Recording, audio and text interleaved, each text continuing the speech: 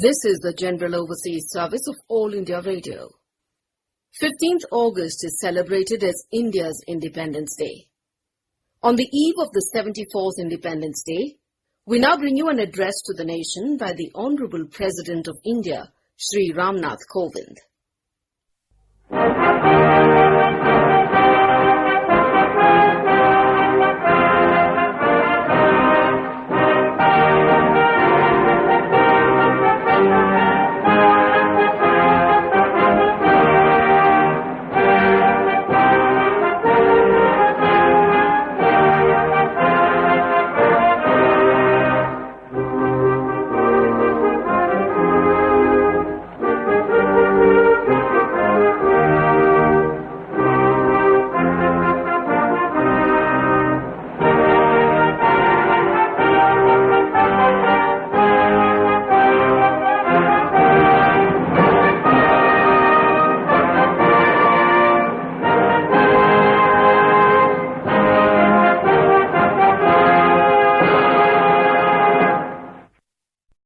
My dear fellow citizens, Namaskar.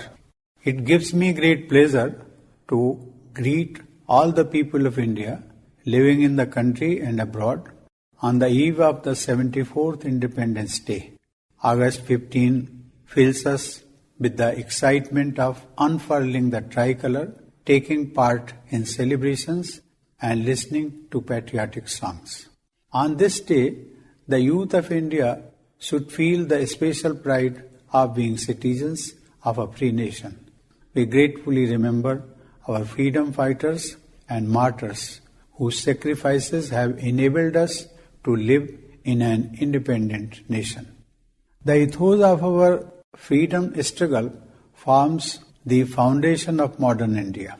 Our visionary leaders brought together a diversity of worldviews to forge a common national spirit. They were committed to the cause of liberating Bharat Mata from oppressive foreign rule and securing the future of our children. Their thoughts and actions shaped the identity of India as a modern nation. We are fortunate that Mahatma Gandhi became the guiding light of our freedom movement. As much a saint as a political leader, he was a phenomenon that could have happened only in India. Troubled by social strife, economic problems, and climate change, the world seeks relief in Gandhiji's teachings. His quest for equality and justice is the mantra for our republic. I am glad to see the younger generations rediscover Gandhiji. Dear fellow citizens, the celebrations of Independence Day this year will be rather restrained. The reason is obvious. The whole world confronts a deadly virus which has disrupted all activities and taken a huge toll. It has altered the world we lived in before the pandemic. It is very reassuring to note that the central government, while anticipating the tremendous challenge, responded effectively and well in time.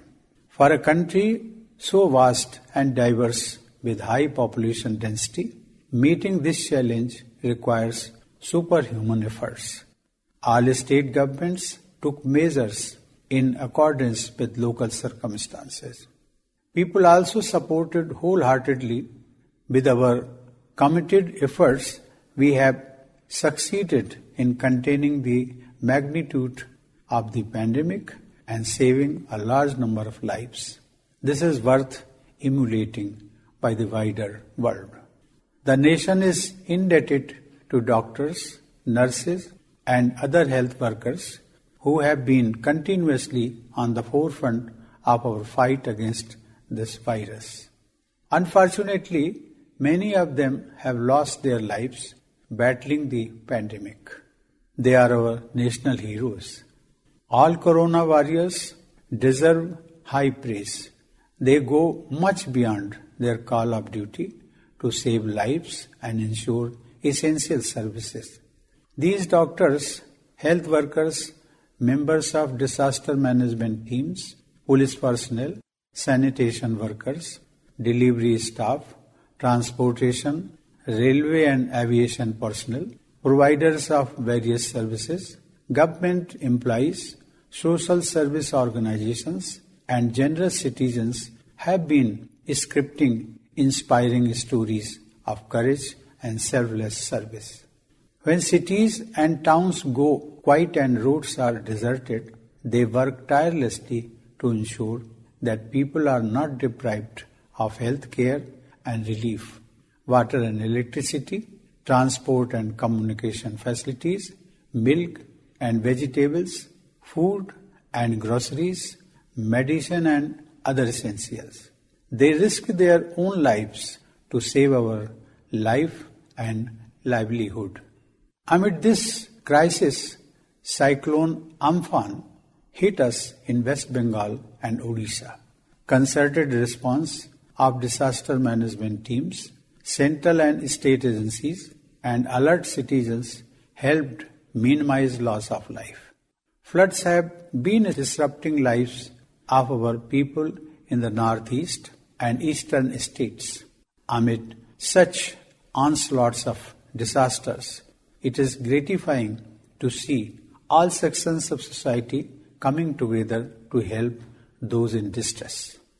Dear fellow citizens, the poor and daily wage earners are the worst hit by the pandemic. In order to support them through this phase of crisis, virus containment efforts have been supplemented by welfare interventions. By introducing Pradhan Mantri Garib Kalyan Yojana, the government has enabled crores of people to earn their livelihood and mitigate the impact of job loss, dislocation, and disruption caused by the pandemic. The government continues to extend its helping hand through a number of initiatives supported wholeheartedly by the corporate sector, civil society, and citizens. The needy are being given free food grains so that no family goes hungry. The largest free food distribution program in the world has been extended till the end of November 2020 to provide succor to about 80 crore people every month. In order to ensure that migratory ration card holders get ration anywhere in the country, all states are being brought under the coverage of One Nation, One Ration Card scheme. Committed to taking care of our people stranded anywhere in the world, the government has brought back more than 10 lakh Indians under the Vande Bharat mission. Indian Railways has been operating train services in these challenging circumstances to facilitate travel and transportation of people and goods. Confident of our strengths, we reached out to help other countries in their fight against COVID-19. In responding to calls from countries for supply of medicines, India has once again shown that it stands by the global community in times of distress. We have been at the forefront in evolving regional and global strategies for an effective response to the pandemic. The overwhelming support India got at the elections for the non-permanent seat of the United Nations Security Council is a testimony to the goodwill we enjoy internationally. It has been the tradition of India that we do not just live for ourselves, but work for the well-being of the entire world. India's self-reliance means being self-sufficient without alienating or creating distance from the world. It implies that India will continue to engage with the world economy while maintaining its identity. Dear fellow citizens, the world now realizes what our sages had said long ago. The global community is but one family, Vasudhaiva Kutumbakam. However, even while the world community needs to fight together against the greatest challenge, before humanity, some in our neighborhood tried to carry out their misadventure of expansion. Our brave soldiers laid down their lives defending our borders. Those worthy sons of Bharat Mata lived and died for national pride. The entire nation salutes the martyrs of Galwan Valley. Every Indian feels grateful to their family members. Their bravery in combat has demonstrated that while we believe in peace, we are also capable of giving a befitting response to any attempt of aggression. We are proud of the members of our armed forces, paramilitary forces, and police personnel who protect the borders and ensure our internal security. I believe that in the fight against COVID-19, life and livelihood both are essential. We have looked at the current crisis as an opportunity to initiate reforms to revitalize the economy for the benefit of all, especially farmers and small entrepreneurs. Landmark reforms have been introduced in agriculture sector. Now farmers can have barrier-free trade and get the best price for their produce anywhere in the country. The Essential Commodities Act has been amended to remove certain regulatory restrictions on farmers. This will help raise farmers' income. Dear fellow citizens, we have learnt some tough lessons in the year 2020. The invisible virus has demolished the illusion that human being is the master of nature. I believe it is still not too late for humanity to correct its course and live in harmony with nature.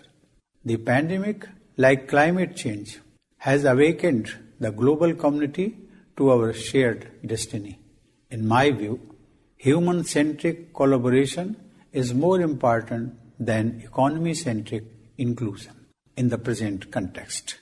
The greater this change, the better it will be for the humanity. The 21st century should be remembered as the century when humanity put aside differences and collaborated to save the planet. The second lesson is that we are all equal before Mother Nature and we primarily depend on our fellow residents for survival and growth. Coronavirus does not recognize any artificial divisions created by human society. This reinforces the belief that we need to rise above all man-made differences, prejudices, and barriers. Compassion and mutual help have been adopted as basic values by the people in India. We need to further strengthen this virtue in our conduct. Only then can we create a better future for all of us. The third lesson is about augmenting health infrastructure. Public hospitals and laboratories have been leading the fight against COVID-19. Public health services have helped the poor cope with the pandemic. In view of this, public health infrastructure needs to be expanded and strengthened. The fourth lesson relates to science and technology. The pandemic has highlighted the need to accelerate developments in science and technology. During the lockdown and subsequent unlocking, information and communication technology has emerged as an effective tool for governance, education, business, office work, and social connect. It has helped meet the twin objectives of saving lives and resumption of activities. Offices of the Government of India and of the state governments have been extensively using virtual interface to discharge their functions. The judiciary has been conducting virtual court proceedings to deliver justice. In Rashtrapati Bhavan also, we have used technology to conduct virtual conferences and carry out many activities. IT and communication tools have promoted e-learning and distance education. Work from home has become the norm in many sectors. Technology has enabled certain establishments in government and private sectors to work overtime to keep the wheels of the economy running. Thus, we have learnt the lesson that adoption of science and technology in harmony with nature will help sustain our survival and growth. These lessons will prove useful to humanity. The younger generation has learnt the lessons well, and I believe that the future of India is safe in their hands. These are difficult times for all of us, more so for our youth. The closure of our educational institutions would have caused anxiety among our girls and boys, casting a shadow over their dreams and aspirations for the time being. However, I would like them to remember that these difficult times won't last, and they should not give up working for their dreams. The past is full of inspiring examples of exciting reconstruction of societies, economies, and countries after such devastations. I am sure that our country and youth have a bright future. With a view to providing futuristic education to our children and youth, the central government has decided to implement the National Education Policy. I am confident that with the implementation of this policy, a new quality education system will be developed, and this will transform the future challenges into opportunities, paving the way for a new India. Our youth will be able to freely choose their subjects according to their interests and talents. They would have an opportunity to realize their potential. Our future generations will not only be able to get employment on the strength of such abilities, but will also create employment opportunities for others. The National Education Policy spells a long-term vision with far-reaching impact. It will strengthen the culture of inclusion, innovation, and institution in the sphere of education. Imparting education in the mother tongue has been given emphasis in order to help young minds grow spontaneously. This will strengthen Indian languages as well as the unity of the country. Youth empowerment is essential for building a strong nation. The National Education Policy is a right step in this direction. My dear fellow citizens, only 10 days ago, construction of the temple at Sri Ram Janmabhoomi began in Ayodhya. It was indeed a moment of pride for all. People of the country maintained restraint and patience for a long time and reposed unflinching trust in the judicial system. The issue of Ram Janmabhoomi was resolved through judicial process. All concerned parties and the people respectfully accepted the verdict of the Supreme Court and displayed before the world Indian ethos of peace, non-violence, love and harmony. I congratulate all fellow citizens for their commendable conduct. Dear fellow citizens, when India won freedom, many predicted that our experiment with democracy will not last long. They saw our ancient traditions and rich diversity as hurdles in democratization of our polity. But we have always nurtured them as our strengths that make the largest democracy in the world so vibrant.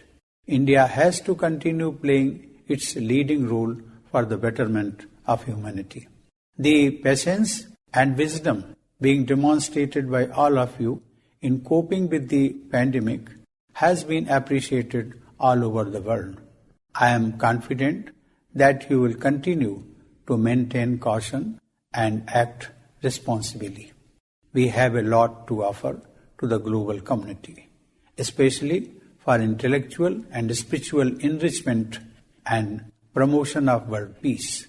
With this spirit, I offer a prayer for the well-being of one and all. Sarve bhavantu sukhina, sarve santu niramaya, sarve bhadrani pasyantu, ma kasyit dukpag bhavet. It means, may all be happy, may all be free from illness, may all see what is auspicious, may no one come to grief.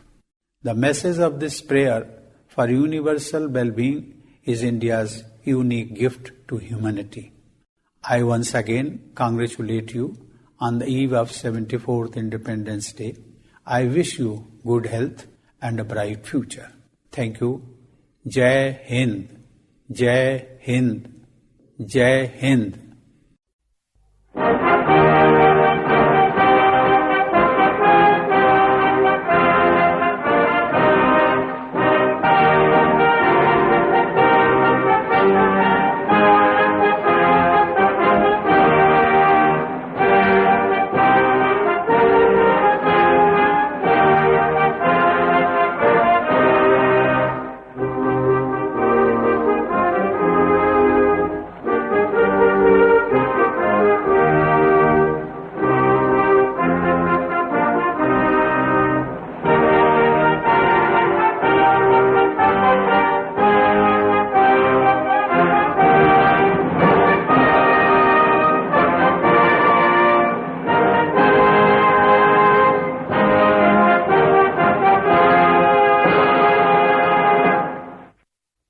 You were listening to an address to the nation by the Honorable President of India, Shri Ramnath Kovind, on the eve of the 74th Independence Day of India.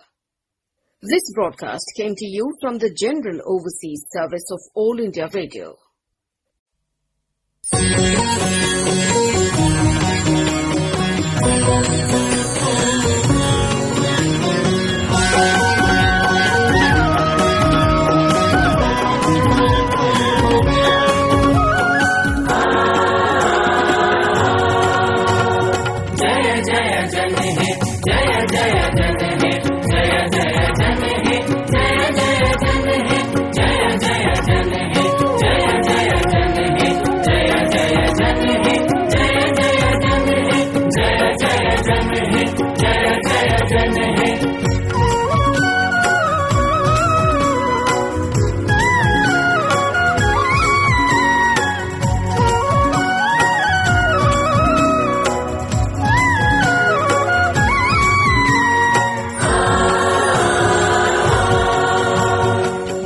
बिखरे स्वर के चंदन, संस्कृति का अभिनंदन, सपनों से भरे नयन, अंतर मन है।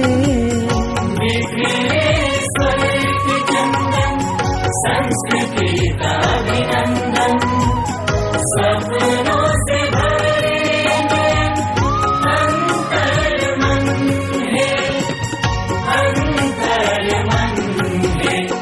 जय जय जन हे, जय जय जन हे, जय जय जन हे, जय जय जन हे।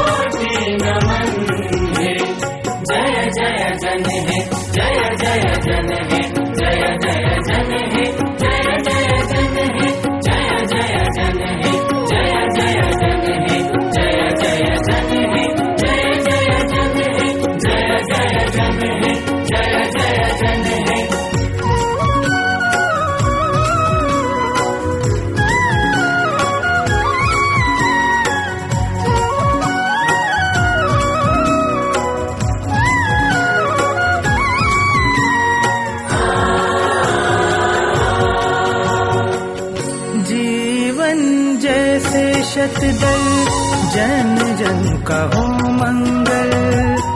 भरे गंध से आंचल, वन उपवन है। जीवन जैसे शुभदल, जन जन का हो मंगल। भरे गंध से आंचल, वन उपवन है, वन उपवन है। जय जय जन है, जय जय जन